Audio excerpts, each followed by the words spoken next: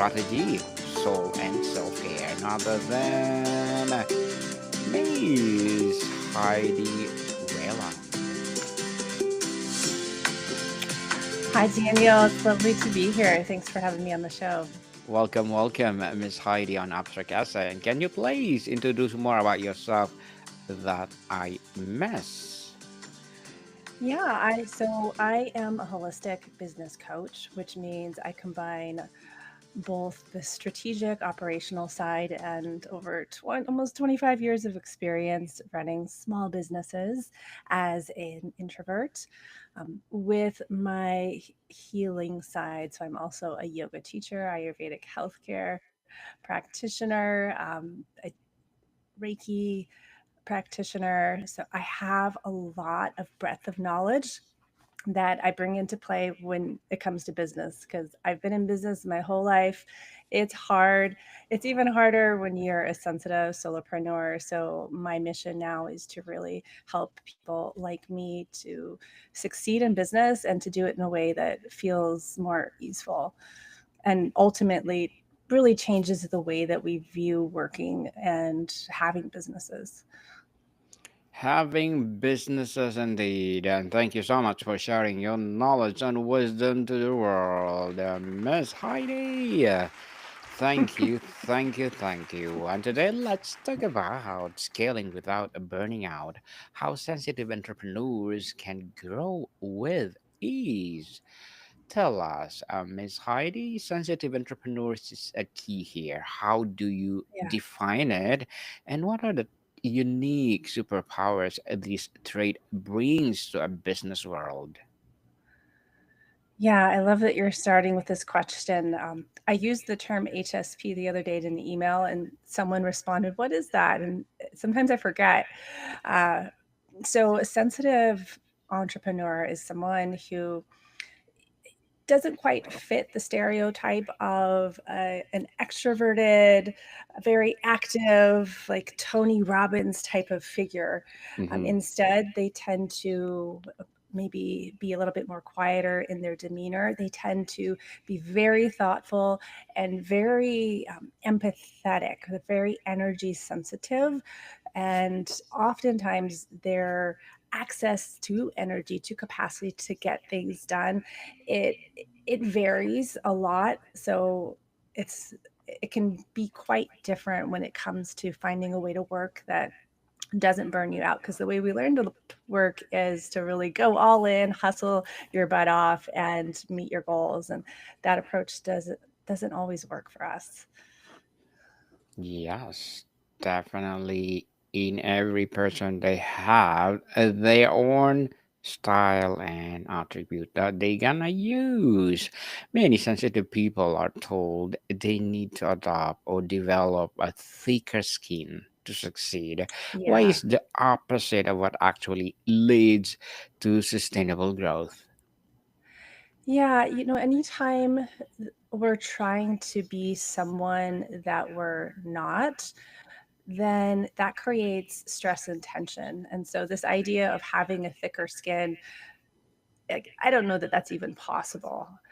So, then you end up spending a lot of time trying to achieve that and then feeling bad about it, um, feeling like you making it mean that you're not competent to be in business, and it just turns into a whole mess when we can instead embrace, like, okay, I don't have a quote unquote thick skin, but I'm actually very sensitive to like the cues that people are giving me, to the underlying energy.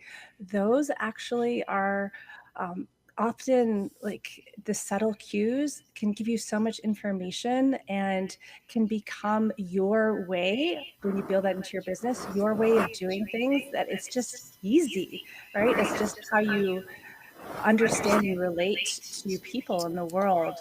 Uh, and that feels better. Yes, definitely. Miss Heidi.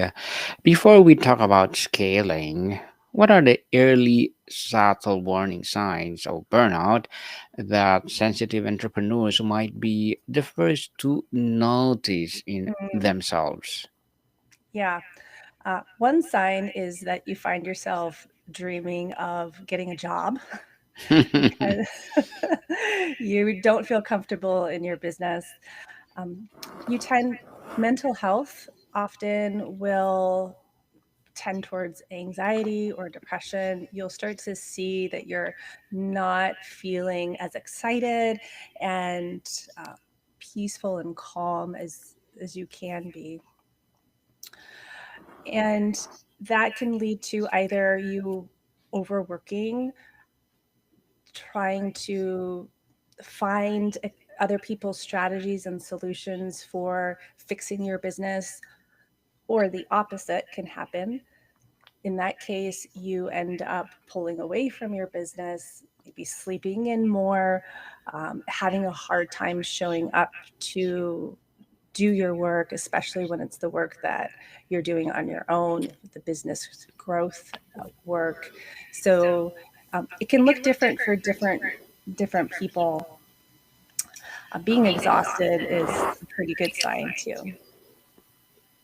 Pretty good sign. And Miss Heidi, before we even talk about scaling, what are the early something that you will recommend to new to this industry? So to the industry of working online or to the holistic business coaching? Yes, if you can do both, if it's possible. I'll start with the holistic business coaching. In business, there's a lot of traditional recommendations for what to do to set up your business, to grow, and to scale. Mm, Those focus mostly on planning, creating goals, creating strategies, and then doing the work, getting some data and analyzing. However, different people work differently, and sensitive folks work differently. And so, oftentimes, the traditional strategies or approach, they don't take that into consideration. So you end up creating a business that is built more towards a Tony Robbins type, which feels harder for you to grow or to scale. And when we turn that on our head and look at the whole person, that's the holistic piece of the holistic business coaching. So that brings your well-being into play, your mental health, your energy. I like to look at human design as well, which talks about how you make decisions best, kind of how you relate to people. Um, as introverts, like, we're deeply interested in that stuff anyways. So when we bring it into our business, we create different businesses. So that's the holistic piece. And I think that kind of addresses the other question too about getting started. mhm. Yes, definitely. And Miss Heidi, mindset and internal shift. A major hurdle can be the internal critic that says, I can't handle this growth. What mindset shift are essential to quiet that voice and build a foundation of self trust? Yeah, that is such a common thought that folks have once they reach a certain level of success and they're feeling burnt out because they look back at all of the work it took to get there and they're like, I don't want to do that anymore. So the thing is that to grow, you don't need to do that. Those Hmm. same things. In fact, you need to find a different way to be in your business. What that looks like depends on you. And so when you do that, when you it's like a trans like you reach a transition point and you find the business that works for you, then growth is going to feel easeful, it's going to feel fun again. So the mindset shift is that when you become really lean into who you are, then business will open up and become easeful with, and you can grow without burning out. Mm, definitely. Grow without burning out. That's good, Miss Heidi. And how can entrepreneur reframe their sensitivity from being a liability or liability they need to manage to become their central strategic advantage in business? Yeah, the first part is to spend some time taking inventory on what it is that you're talking about when it comes to being sensitive, like, and how it's showing up. So one place that we see this a lot is in marketing strategies. Recently, if you're a coach in the coaching world, there's been a lot of social media emphasis, or emphasis to be on social media. And that is can be quite challenging for some sensitive solopreneurs. So it, seeing that and noticing, okay, I've tried this for 3 years, 4 years. So that doesn't mean that you're not good at marketing or that your marketing isn't going to work if you hate social media. It just is information that there's a better way for you to work and a better strategy for your marketing out there. So from there, we figure out, okay, here are a few alternatives. This is what it looks like to maybe use networking to grow your referrals. Let's create a rough draft, have you implement that for 6 months, get some data and see how it feels for you. Does it feel more easeful? Does it feel more natural? Is it playing with your gifts? Or do you need to do something else? So um, that's an example, and it takes some experimentation, but like you have the permission to do things differently. Yes, you have the right to do what you want to do, and most especially, you have a passion of doing it. And Miss Heidi, the desire to please clients and say yes to everything can be intense for sensitive people. How do you set a compassionate but firm boundaries without feeling guilty? Mm-hmm. Yeah, saying no is a skill, Yes. definitely. Well, I would start with defining what it is that you want. So if you want to have maybe Fridays off and you have a client who wants to have a meeting on Friday, um, when you know that you want to have Fridays off already, that makes it easier for you to tell them something like, I don't work on Fridays. That sounds easier said than done, oftentimes. So, behind the scenes, that's where either some self coaching of like, it's okay that I say no, telling yourself, like, I'm brave, it's okay to feel uncomfortable with this, this is best for me. Or, or after you, like before you talk to the client or afterwards, you do some nervous system calming. So helping the body to relax by breath work, going for a walk, doing some self-care to kind of reward yourself as well.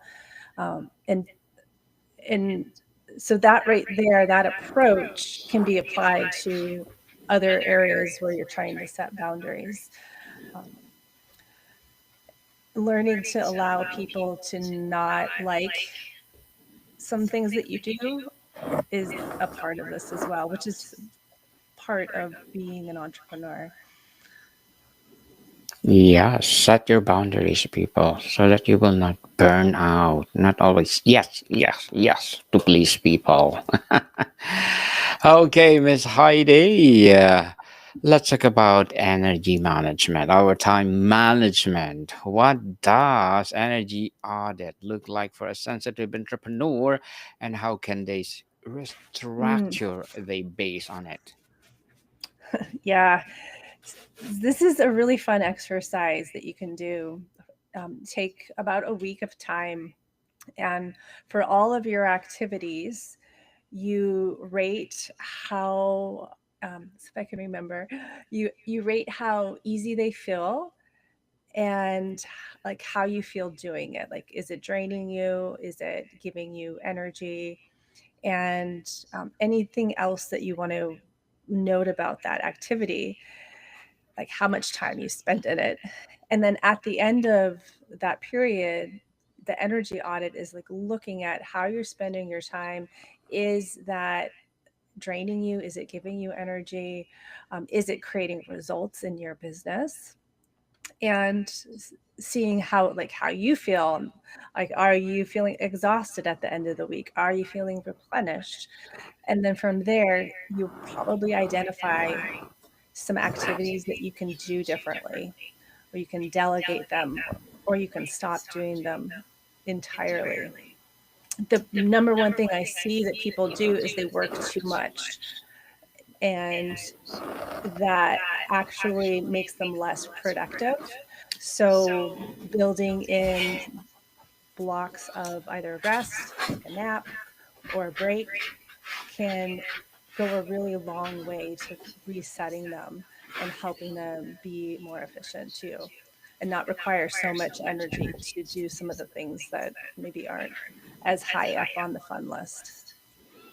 Yes, people, take a nap if you're tired. It will boost your energy after like 20 minutes. And Miss Heidi, let's talk about what is the first system a sensitive entrepreneur should put in place to protect their energy before they even start to scale. Yeah, well, hopefully by the time you're thinking about scaling, you've done this. And that is blocking your time. So, like, everyone works a little bit differently. Some people need to be less micromanagey about this, but the idea is that you take a half an hour every week, you look at what you want to accomplish in terms of work, in terms of social connection, self-care, time doing nothing, and you put it all in your calendar so that you are making sure that you're doing more than just working, and the work that you are doing is the most important work to move your business forward. Yes, definitely. Let's make our business move forward.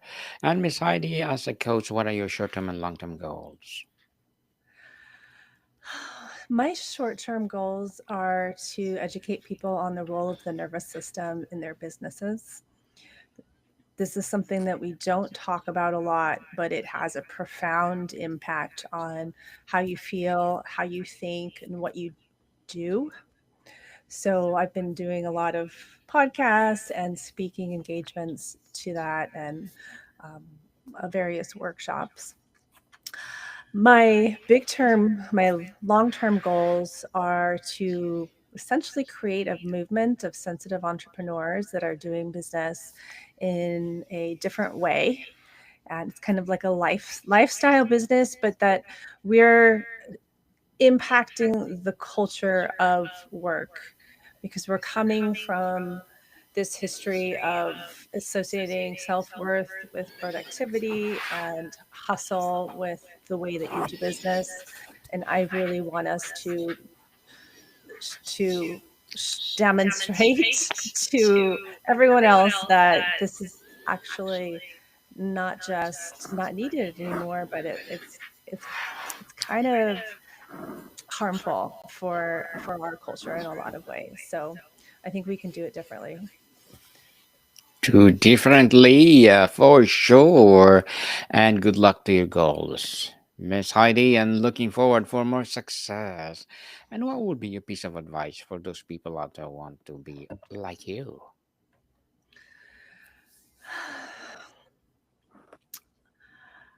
I would say Look within for the way forward. So, as business owners, we tend to look for strategies from other people we that are not like us, and I think the more that we can turn within to know ourselves and to connect with our inner wisdom and guidance, the easier it's going to be to find clarity about what steps to take in your business as you move forward. Mm, yes, and thank you for that recommendation, Miss Heidi. And what is one piece of conventional business growth advice that you believe sensitive entrepreneurs should outright ignore? Oh, that's a good question. Thank Um, you. that makes me think of social media, like that you have to be on social media, or Hmm. you are that you need to be posting 3 times a day. That is unsustainable for most of us. And oftentimes, when if you're trying to do that and it's not working, then you get into that guilt and self shame spiral. So just let it go. It's okay. Humans have been marketing in other ways for hundreds of years and they've worked. So it's okay. Yeah, it's okay, people. Let it go. It's okay. And Miss Heidi, before we wrap up our discussion for today, I'm inviting you to please do listen to my other podcast, people. My other podcast, because my abstract essay is already in fifth season, abstract poetry in second season, and my book 101 review in fifth season too, comedy 101 second season, and my food 101 in fifth season as well. Geography 101, love letters, movie 101, music 101, and are in fourth season. Science 101, Sex 101 in second season, and my baby podcast Law 101, Mental Health 101, and Bible Verses 101. Please listen to them wherever you listen your podcast. So finally, Miss Heidi, if you could leave our audience with one daily practice to anchor themselves in the philosophy of scaling with ease. Yeah, that is to pause often and take 3 deep breaths. Mm-hmm. Just doing that, it helps your nervous system know that it's safe to pause, it's safe to calm. And when you do that over time, it feels better and it helps you to kind of keep your stress at lower levels, which keeps you in your creativity, in your big picture thinking, and really in your power every day. Every day. Yes, Miss Heidi Weiland. Thank you so much for sharing your knowledge and wisdom to the world.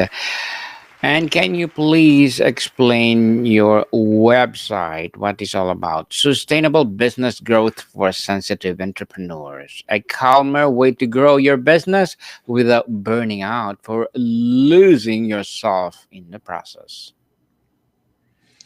Yeah, my website, you can find a free daily nervous system reset checklist that includes those 3 breaths and a few other steps that will help you reset.